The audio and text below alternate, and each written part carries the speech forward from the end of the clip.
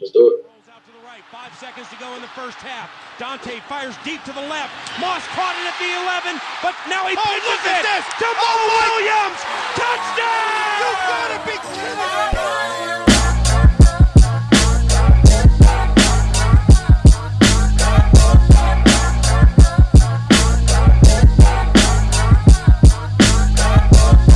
Welcome back to another episode of the Climbing the Pocket podcast. I am your host, Jayson Brown.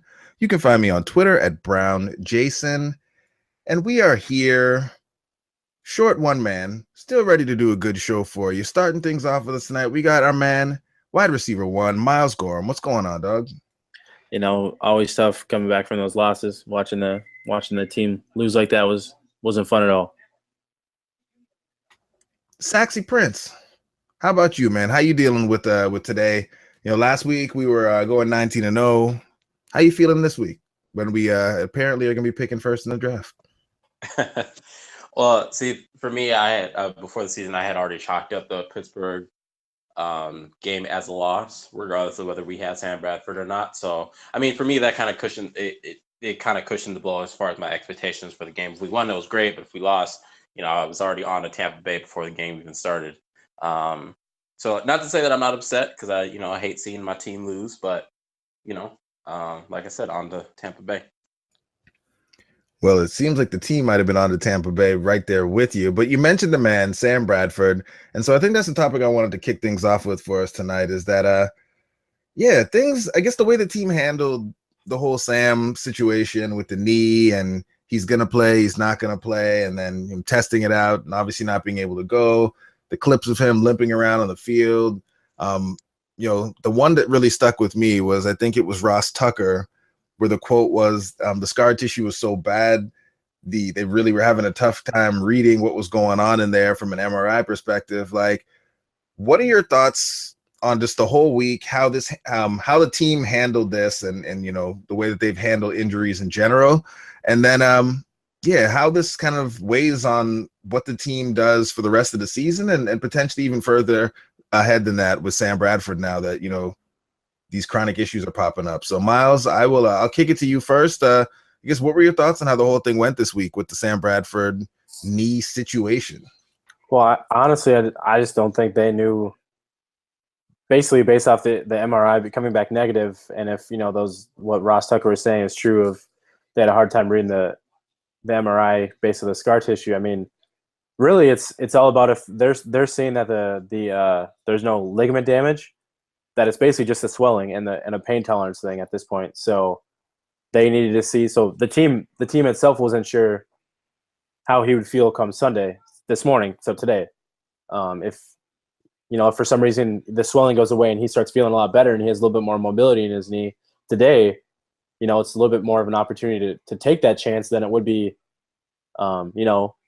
as the results we saw today where he's limping around, couldn't barely move, couldn't step into throws or anything like that. That was the biggest key is where his knee swelling, that's where the swelling and the pain tolerance is at. And where you could see it was, even off of the limited videos we saw, wasn't good. So I'm all for them, making sure that they did the right thing by sitting him and not forcing him to play and making sure, because again, it's a long season. It's only week 2.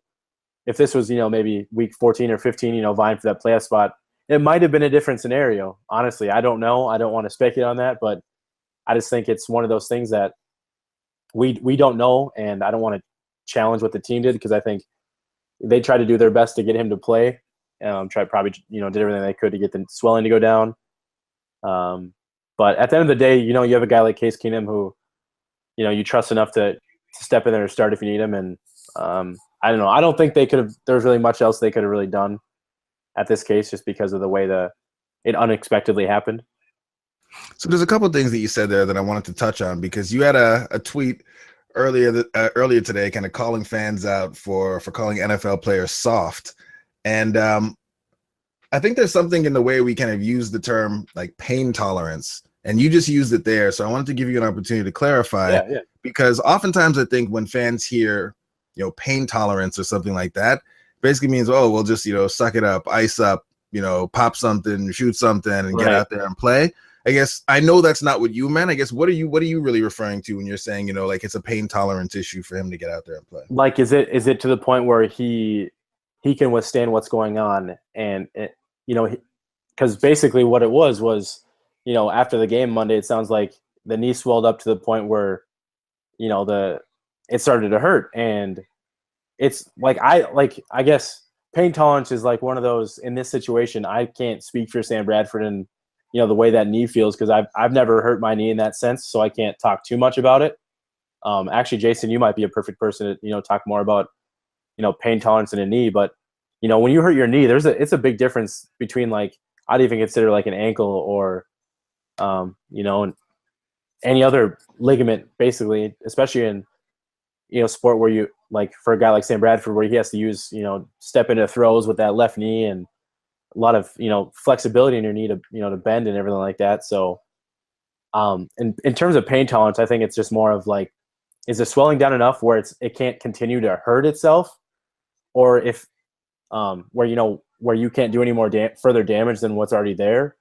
And if that's the case, then maybe he could have played. But if that's not the case, and what's it sounding like is that wasn't the case, of where it wasn't just a pain tolerance thing, it was like he might have been able to like toughen it out in a sense, but there could have been more damage that could have happened, which is something you don't want to risk. So it goes hand in hand. So it's not just a pain tolerance. It's a, how is his knee going to hold up? Can it hold up past the pain tolerance aspect of it? So I think, I appreciate you giving me the opportunity to clarify that. Yeah, but I think that you really touched on it there, where it's not just about, can he deal with the pain, because obviously, they can give you stuff to deal with the pain, but you really touched on it there. And I think Dr. David Chow, who's on Twitter, I think is a pro football doc or something like that. He wrote a little blurb where it was basically, it's not just about the pain, but about the fact that it would compromise Sam's ability to do the things that we really need him to do. So Sam makes his money on being a very accurate passer. And one of the knocks on Sam, as things are right now, is that Sam doesn't really navigate in the pocket all that well all the time. And so what he was saying is that one of the big things you need to worry about with the issue, with the injury or the issue that we were dealing with Sam, is that it would compromise his accuracy. So Sam wouldn't be able to throw the ball as accurately. He wouldn't be able to throw the ball downfield as often because of the torque required to do it. And it would make him even less able to move around in the pocket and protect himself. And when you really read it like that, I mean, yeah, it felt like a no-brainer to not play him. And so you're disappointed as a fan that we are, we're not likely. We're probably going to lose the game anyway. I think that's how many of us were feeling going in. But we're definitely not winning with, Case Keenum leading the offense. So you're disappointed as a fan, but, playing the long game here, an inaccurate Sam, unable to protect himself in the pocket, is not what anyone really needs, I don't think. So, anyway, that's all I really wanted to say on that. Prince, I want to go to you on one thing, because I know that something we've talked about a lot is, the Vikings under Zimmer, they really treat injuries like, they're state secrets or something with the CIA. But the way that, before the game and even after the game, Zimmer decided he was going to address the situation with Sam and the knee and how we were going to do with all that. And then, post game, when folks were asking about it, I mean, obviously Zimmer's angry. We lost the game. We played really sloppy. His defense got lit up. So we get it. He's an emotional dude. But even he seemed upset that people were asking him questions about his quarterback being injured, when obviously, I mean, it's the quarterback. People are going to ask you questions about it. So I guess, what are your thoughts on all that in terms of how the team handled the injury situation before today, and then kind of, after the game when people were asking about it, how Zimmer handled it after the fact? I think it's very clear that the Vikings can only handle one quarterback knee situation at a time. Given that I kind of want to say they handle it in the right way, but at the same time, I think there's aspects of it that they don't always handle the greatest. I think when the issue kind of came up on Friday, long-term speaking, I think I would have been more okay going into the game, just sitting Sam Bradford, just because how important he is to, whether it be immediate or long-term success for the Vikings. Like it's very important that he's able to be under center. I would have just been okay, like, hey, just sit him down, let the guys know that Case Keenum's your guy going forward. Whatever chemistry we saw that was already starting to get built with between Keenum and Adam Thielen on Friday. That's good. Me, I'm not a huge fan of game time decisions when it comes to quarterbacks, just because, again, one thing he gets hit one way, or maybe he tries to slide and it further injures himself. It's just it doesn't bode well for your, again, whether it be immediate or long term future. As far as post game, I know that Zimmer doesn't. He's very clear he doesn't like answering injury related questions. Obviously being he just lost the game. He's in his feelings. He's kind of emotional. All of this stuff, but at the same time, like I think Zimmer, not that he doesn't understand it, but maybe he just needs to adjust better to it. Like reporters have a job, and they're taught, if you don't get the answer, if you don't feel satisfied with the answer that you were given, you have to ask the question again. And it's their job as well too. And as a head coach, you kind of sign up for this. You sign up for the role to be able to answer questions, mitigate any tension or misunderstandings that might have happened, or even just communicate better to not just the reporters but also to the fans as well. Hey, what's going on? Just keep us in the loop and stuff. Because again, as fans, as investors, we want to know that our investment is, everything's going okay with it. And after this being Zimmer's fourth year, I kind of still see him not doing the greatest here, and when I would have liked for him to improve a little bit more. Again, granted, I know he's never really been an injury head coach to answer that those questions and stuff. So post game, even more so, I would say that he didn't handle it the greatest. I think they handled it good. Just making the decision to sit Sam Bradford. Honestly, in my opinion, I think it probably would be better if they sat Sam Bradford for another week, just to make sure he's more than 100% ready to go come week 4, 5, 6, and 7. Because Sam Bradford goes down, we only banked on having Keenum for maybe 2 or 3 games this season. If he has to start dipping in, he's playing 6, 7. Then the Vikings season doesn't look nearly as optimistic as it did beforehand. So aspects of it that I applaud them, and then aspects of it I think they need to improve. All right. So before we jump into the game, because obviously we're going to need to talk about the game on this podcast episode, this does bring up, a subject that I know that all of us have kind of been doing our best to really avoid, and letting other people fight those battles, on twitter.com and other places. But coincidentally, or maybe not so coincidentally, as it was being announced that Sam Bradford was not going to be playing this game, Ian Rappaport was on the NFL Network this morning saying that Teddy Bridgewater will be back and looks like he'll be, resuming practice activities and getting ready to play come mid-season. So I guess from your perspective, and I know that, that added fuel to the fire this morning, where people were already sensitive about everything, Sam versus Teddy and all those other things. I guess, how does this change things in your view with, we all knew Sam had issues with his knees, but the fact that, just kind of, old man knees or whatever we're going to call them could swell up and cause so many issues that he just can't play, even though there wasn't, an active trauma that happened to the knee. His knee just hurt so badly and was so swollen up because of all the scar tissue that's going on in there. He just couldn't play in the game. I guess, how do you think that affects the team's thought process when it comes to what kind of contract they want to give Sam Bradford, or how they structure that kind of contract? And what do you think that means for the team now in terms of their plans for how they deal with Teddy Bridgewater when he does come off PUP? And do they start to try to bring him in and work him up to be that number 2 quarterback, so they can maybe start to have an open competition, or see who's going to be more healthy or more ready come the end of the season? I guess, Yinka, we'll start with you, and then we'll bring it back over to Myles to wrap us up on the subject. I guess, what are your thoughts on kind of this new element that's been added into the, Sam and Teddy ongoing saga that's been gripping the world of Vikings fans? I think we all, like you had said in the beginning, we've all really tried our hardest to stay away from this, even though folks want to get us wrapped back into it. If only for the purpose that you're answering this question or asking this question, I'll answer it. when you look at contract negotiations, when you look at a guy who's in his 4th year versus a guy in his 7th year, guy in the 7th year who's looking for to really get paid as a starter, a guy in his, coming off his rookie deal who, knows that he doesn't have as much leverage to really push a high contract from a quarterback standpoint. The Vikings have to look at this, more obviously from dollar standpoint. What you have in Sam Bradford is you kind of know where he's at. You know where he's going to continue to be the guy he's probably has been most of his career. I mean, I think we've seen that. Whereas Teddy Bridgewater, you've seen a little bit. He's younger. He still might have some a higher ceiling, a bigger potential, all that stuff. But you still have to see it. Now, I've definitely been an advocate of drafting a quarterback, and whoever between Sam Bradford and Teddy Bridgewater shows you who has the upside, let them battle.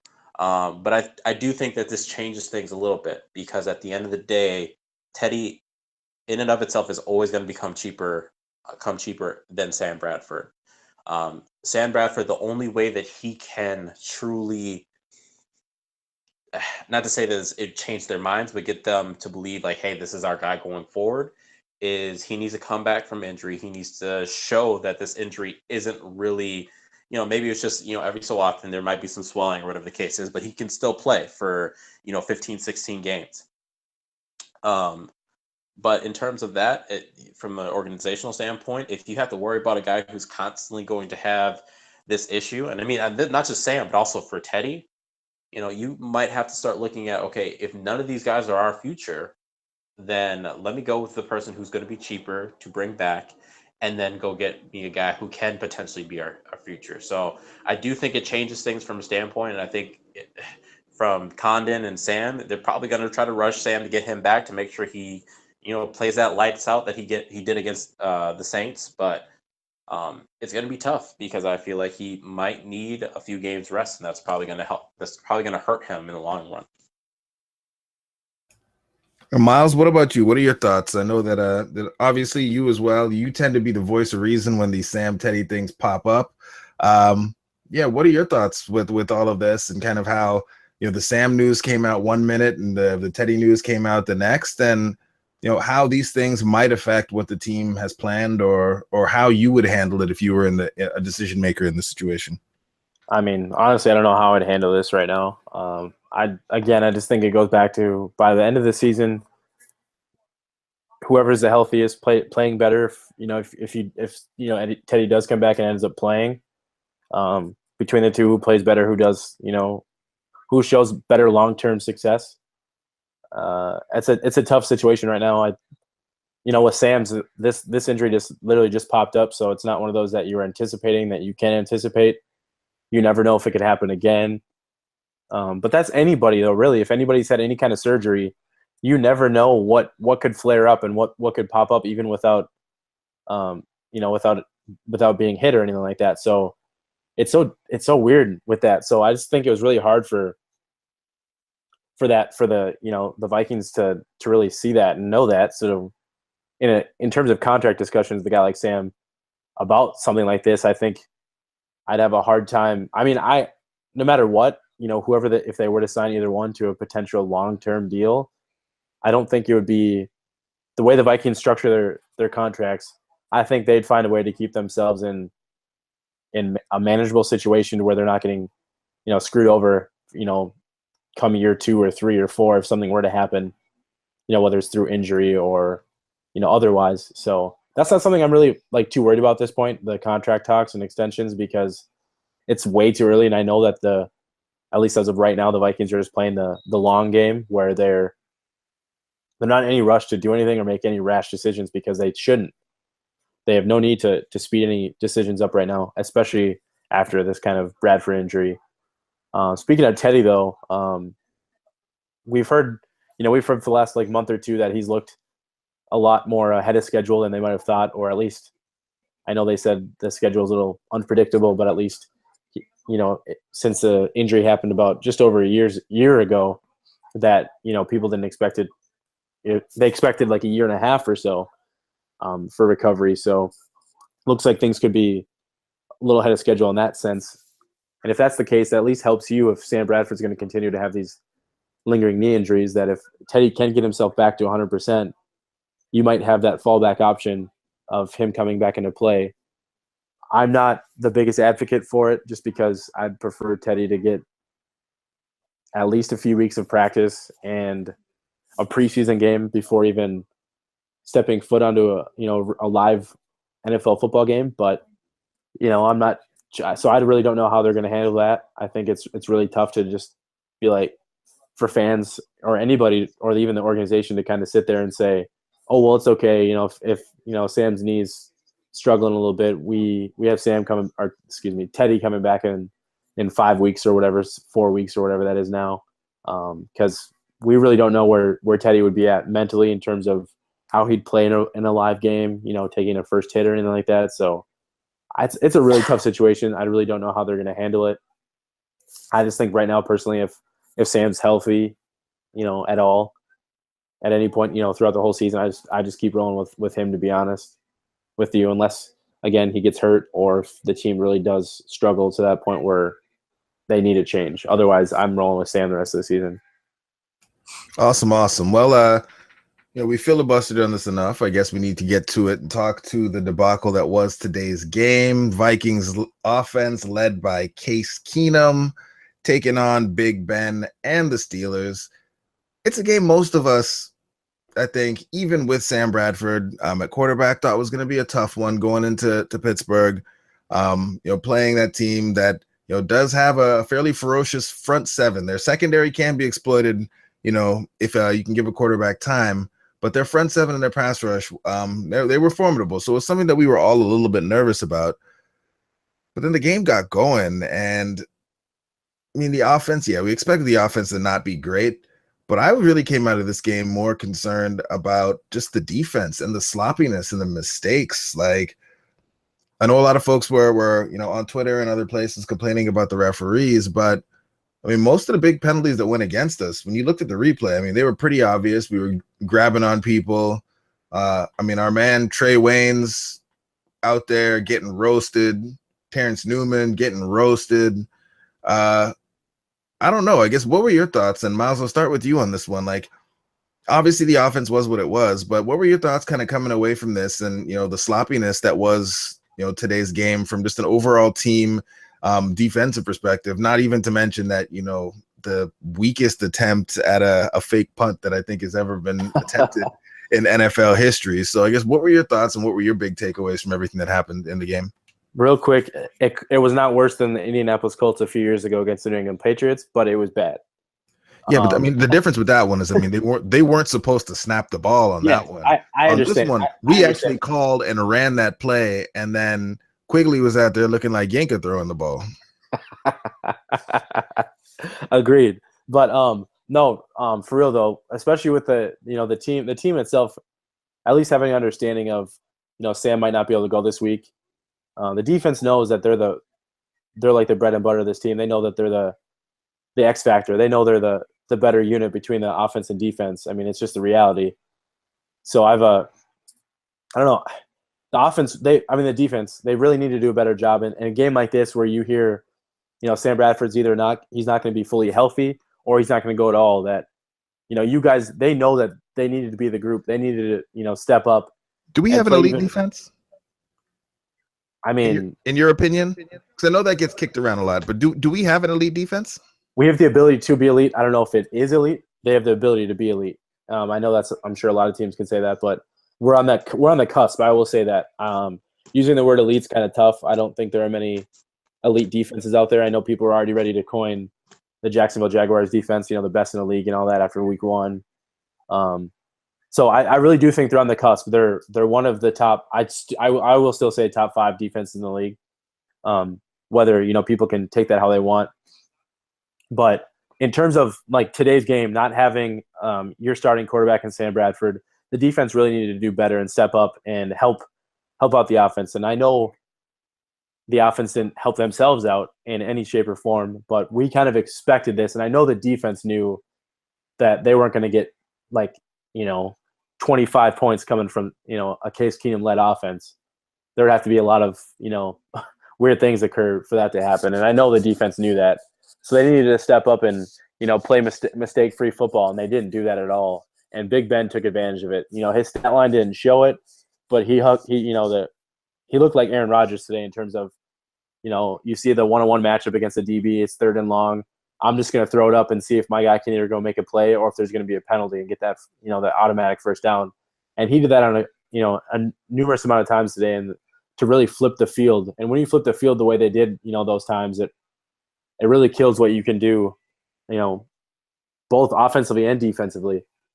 And then, you touched on the fake punt, which I didn't understand coming out of half. You're only down at the time, I think it was 14-3, and you're still in the game. Yeah, that's what happened. It was 14-3 coming out of half inside your 35-yard line. That was a terrible call. I know people want to blame Prefer for that. Prefer might have brought it to the attention of Zimmer, but Zimmer is the one that gives the go-ahead if he's okay with that happening. And he did, and I'm not a fan of that. I just didn't like the situation or the timing.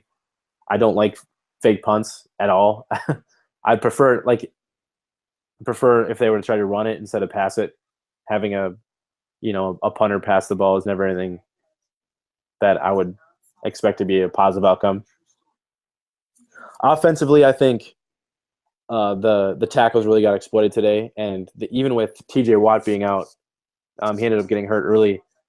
Bud Dupree did work on Mike Remmers. Mike Remmers did not look good at all. Nick Easton really showed why, in my opinion, he should be the first rotational interior guy, not maybe potentially not a starter. This is why I kind of advocated for them not cutting Alex Boone.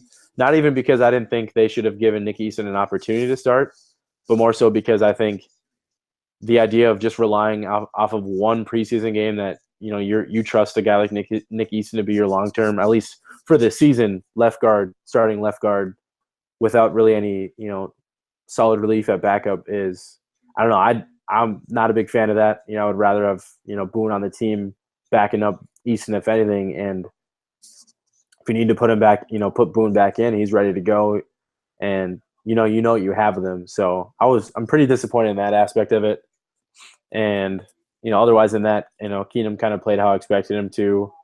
Really wish we could have got more involvement with Dalvin Cook. Dalvin Cook's disappointed me a little bit in the passing game, though. Would really like to see him catch the ball a little bit better than he has the first 2 weeks of the season, because I think if he could start catching the ball a little bit better, they can start getting a little more creative with what they can do with him. But if he's not going to catch the ball, then you can't really, get as creative as you'd like to. So just not a very good game overall. Really need to see a lot more. How about you, Yinka? What were your thoughts?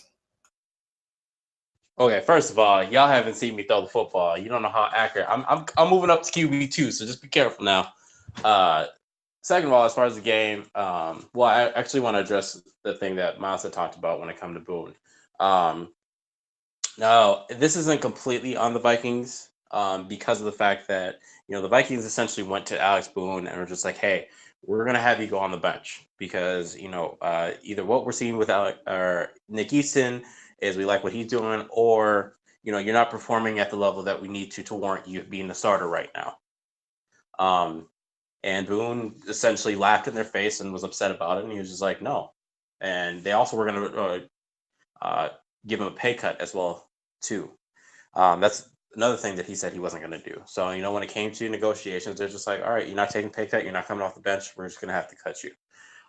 So I do agree with Myles. I didn't want to see him leave the team because I didn't think that he has played poorly enough to get cut. Even throughout the season, I think he was one of the better offensive linemen throughout the entire preseason. However, I knew that they wanted to move in a different direction as far as what they wanted from their offensive line. Quick question for you. Quick question though, yeah. With the Alex Boone situation. Yeah, he doesn't really have a choice though if he doesn't start or not. That's not up to him. The contract negotiations aside, I totally agree. If I was a player, I wouldn't want to take a pay cut either. Yeah. But it's not his decision if he's going to start or not. So I think that's kind of a misconception that it was his decision, But no, it wasn't his decision. The contract stuff was situation. I totally understand, but the him not starting and being like no, then I don't know. That's just It doesn't But- fly. It doesn't But I work mean, that way. like I'm saying this as far as like when you approach a player, like, hey, we're probably gonna have. It's no different than when they're approaching like Brian Robinson and letting him know, hey, we're probably gonna have Danielle Hunter start in your place. You know, just make sure that we're all good. I'm sure that those kinds of conversations happen all the time. Sure. And you know, being a veteran, you know, you want to do what's best for your team. And not to say Alex Boone is a selfish player, but you know, he probably wasn't happy. You look at how Alex Boone is. He definitely loves being a starter. He loves, you know, just kind of being obnoxious, being the talker, all other stuff, trying to rally his guys. So he's not going to do that. He doesn't want to do that from the bench. But no, it was a good point that you raised just now. Overall, as far as what I saw on both sides of the ball, I'm still going to, you know, do my Leslie Frazier and go back and watch the tape. But there was very little things that I liked from what I saw from the offensive line. Nick Easton was continually getting eaten. He just, I don't know if it's just a communication thing, but it's just like he just confidence in what he feels that he should be seeing. There are assignments that there was one play specific, I can't remember what it was, where I think he missed his assignment, and to make up for it, he started to block a guy that Elfline had already had, you know, kind of blocked up, and I'm thinking to myself, like, honestly, you just let the dude go by and gave up a hurry just for the purpose of, and then you went to another guy to make it seem as if all the plan all along was to double team. Now, obviously, I don't know what the play design was, but it definitely seemed more of he made the mistake and try to make up for it versus, you know, that's his assignment all along. I really like what I'm seeing out of Laquan Treadwell, and I know that our expectations maybe for him have been lowered, or, you know, maybe they've been corrected just because of his draft position. But I have said this for probably close to a year now. Like, Laquan Treadwell's role right now is, you know, in the games where Diggs and Adam Thielen are, you know, maybe they're blanketed or they're commanding more attention. Those are the games where Laquan Treadwell should eat up more, not just targets, but also you know, average yards. And I think we're maybe starting to see a little bit more of that. I know that we're going to still going to face some tougher competition, but I'm liking what I'm seeing as far as him clearly starting to grow as a route runner, grow as a guy who can, you know, start to make more plays. Defensively, Linval Joseph is an absolute animal. He doesn't get nearly enough credit as I wish he would. Well, I mean, the Vikings gave him plenty of credit with that contract extension, but Everson Griffin is playing lights out. I know that the numbers aren't necessarily showing Danielle Hunter being as good as he has actually been, but if you watch some of his play, he's definitely helping to collapse the pocket, or at least make the pocket a lot smaller over the last couple of games. He is, I think, doing a little bit better in run support. I have to, again, go back and watch the tape, but I do like what I'm seeing out of Danielle Hunter. I think he deserves this the starting role that he has won. I know he's still sharing a little bit of time with Brian Robinson still right now. Trey Waynes is. I think I'm ready to say that I'm ready to move Mackenzie Alexander to the outside, and just let him do what he's done since he's been in Clemson. I think Mackenzie Alexander is a better outside corner. Trey doesn't have the hits to be in the slot. I'm not the kind of guy who likes using the term bust, just because I think I think it's overused, and B, I don't know. It's just a hot take that I'm just not a huge fan of. But I don't think that Trey Waynes, if he continues to play like he is, I just don't see him as having a future with this team. So, you know, that being said, I think Xavier Rhodes, besides that one penalty, he's been balling out. Yeah, it was an overall it was an ugly game. You know, penalties. We had almost as many penalties as we had total yards, I think, in the first half. So, I mean, this team I don't think is really struggles with being that undisciplined, but that was just a game. It's just a game that we clearly were undisciplined. Yeah, and I mean, again, and it's tough because we have Yeah, there's a lot going on around here. Your starting quarterback goes down again. It's always going to be tough to beat, a team that has playoff aspirations such as yourself, and you're going in there with your backup. But yeah, like the lack of discipline, I think, was the thing that I was most disappointed about today, especially on the defense. And like you guys both touched on, the defense is the backbone of this team. So in a game like this, it would have been nice to see the defense really step up and do what we would want to see a defense that many of us think is an elite defense do, which is go out there and lock folks down. But I think the big issue and the thing that we're finding or seeing a lot of now is that we have some really good pieces. We have elite pieces probably at every level of the defense, but across from those elite pieces, we have some question marks, and it's not just one. So it makes it a lot more difficult for us to kind of patch those up or hide them. If Waynes was the only question mark in the defensive secondary, then maybe it'd be a little bit easy. We just double his guy or whatever we're going to try to do to limit that damage. But Waynes is a question mark. Slot's a question mark. When it comes to coverage, Sendejo is a question mark. Depending on what we're talking about in coverage, Harry can be a question mark at times there as well, right? So we're seeing that we have some elite pieces that when we get to dictate what's going on can be elite, but when you have a team that has as many weapons as the Steelers do, they were able to dictate the matchups and kind of just find where we are weak and go at them. And I think that's what teams are going to try to do to us throughout the course of the season. So it'll be interesting to see how things really shake out now with, Brock hopefully getting healthy and him getting into that mix and where we deploy him. Hopefully he does go in the slot. Hopefully we can get some more competition on that outside spot there and sure up some of those things that are making our defense look a little shakier than we would like right now. Well, and also too, I think we're really starting to see Terrence Newman's age. And I'm not saying I don't think, we're finally starting to see Terrence Newman kind of, find his age and find his he's starting to slow down and lose a step a little bit because, we've taken for granted the last 2 seasons him playing across from Xavier Rhodes, how well he's played and how much that's really helped this offense or the defense, excuse me. So, him not playing the way he, up to, the standards that he's been playing the last couple of years at his age has really shown in, then not having a guy like Trey Waynes take over the way you would hope he would after the, sitting behind Terrence Newman for those 2 years is really disappointing because he's had every opportunity to kind of watch and learn and even, be thrust into the fire.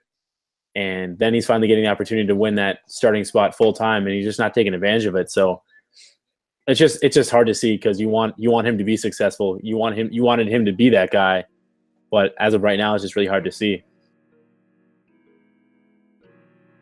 And since we are talking about our man Trey Waynes, I'm just going to do a quick test to see if Flip listens to this episode and say, man, the Vikings really should have drafted Marcus Peters. And that's all we're going to say about that. I'll see if Flip enters my mentions tomorrow to take me to task for bringing up Marcus Peters when we were talking about Trey Waynes. I guess, was there anything else about the game that really stood out to you guys that you wanted to talk about, or do you guys want to go ahead and wrap this thing on up? I mean, on to Tampa, I think it'll be a tough go, but I think we're at home, right? Let me confirm. I think we're at home, but I want to. Yeah, we're at home. Yeah, I believe we're at home. Which is always a really big home field advantage, which is great. So we'll see. Hopefully Sam Bradford's good to go. Hopefully that swelling goes down in the next couple of days and he's good to go. That'll be. We should know a little bit more by Thursday or so, for sure. Yep, there we go. On to Tampa. How about you, Prince? Anything that you want to get off your chest here before we get on our way? Myles had already touched on it. Terrence Newman, that red wine is not working anymore. And yeah, granted, it's only the second week and stuff, but I mean, I would imagine we're going to probably face some faster wide receivers down the stretch.